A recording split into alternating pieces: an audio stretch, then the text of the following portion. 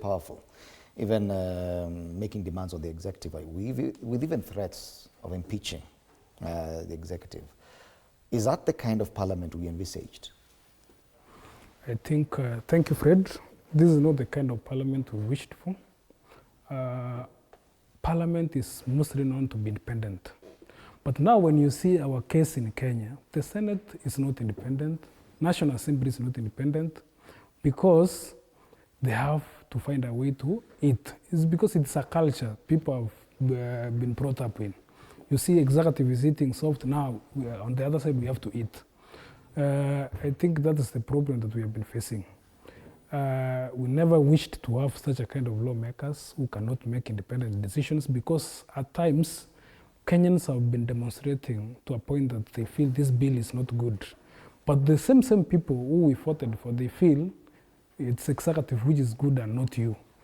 I think that's where the problem comes in, and that's why you see lawmakers saying that we have been doing everything better than the way the the way the executive wants.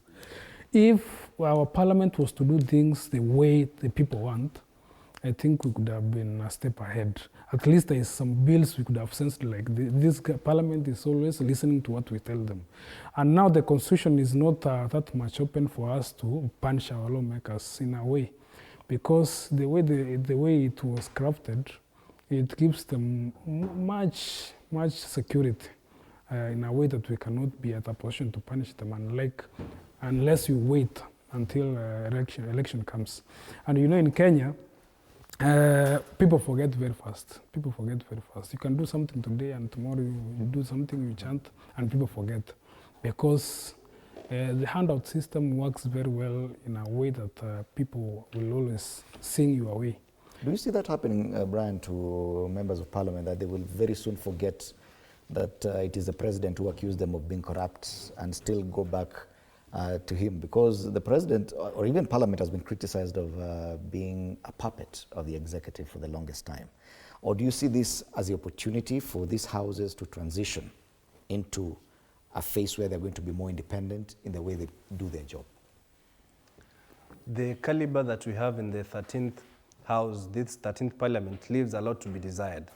I think before I answer the question, I would wish to urge our people on the ground. When you castigate Parliament, you have to look at yourselves on the mirror, because these parliamentarians are a reflection of the choices of the people on the ground. Because these parliamentarians are drawn from across the diversity of Kenya, from Kisii, where I come from, down to the coast.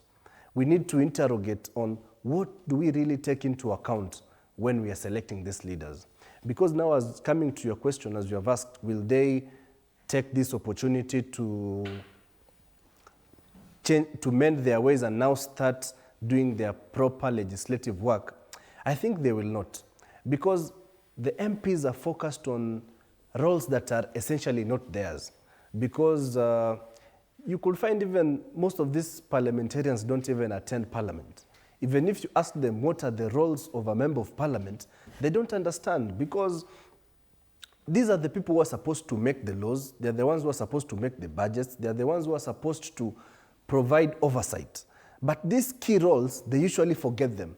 You find them flocking State House to look for development. Yet they are the ones who pass the budget estimates for every government institution in Kenya.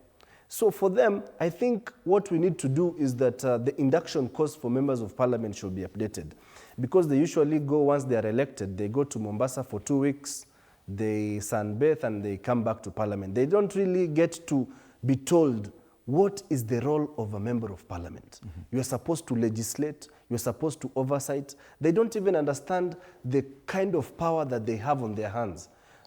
The other day, when the president now told them that they are corrupt, is when they seem to have woken up and realized we have this power on our hands. But with the caliber of members of parliament we have, I don't think they have the mojo to Mwangi, this is a lost, salvage our it's a lost house. Kenyans. There's no salvation for them? No. Unfortunately, I think, no, actually, fortunately, I think they do have a lot. And I don't think it's lost. All hope is not lost, because the key mandate of the parliament is 3: oversight, representation, and legislation. Unfortunately, they've not been privy to that, unfortunately, because we've clearly seen that all of a sudden they've become very annoyed and very offended by the statements of the president. I even saw in terms of the discourse they have had, they have gone as too low as 23,000 shillings to pass a bill, ridiculously or ironically, to do with, money laundering. However, I do hope that actually this becomes a Damascus moment for them to reflect back and actually imagine, as the panelists have said, of the powers that they do have in their hands, and be more pragmatic and be more independent and uphold the separations of powers as envisaged in our Constitution, for them to actually realize of the powers they do have, and for them to legislate as independently as possible, and for them not to rely on other agencies, perhaps the executive or the judiciary, because them themselves are where the laws are created. And when we do have a wrong foundation, then the whole house will fall down, and the house is us as Kenyans. So for us as Kenyans, we do hope that indeed for them this will be a turn-back moment, and for them to take up their roles well and confidently and actually legislate as envisaged in our Constitution. Yes. Very publicly portrayed irritation from members of Parliament, both houses, given the accusation coming from the president that they are extortionists. They're not happy about it, and publicly they've declared what they will do to the executive going forward. Threats of impeachment, threats of sabotaging legislation coming from the government. Will they actualize these threats? We have about 6 minutes or so. I'll give each one of you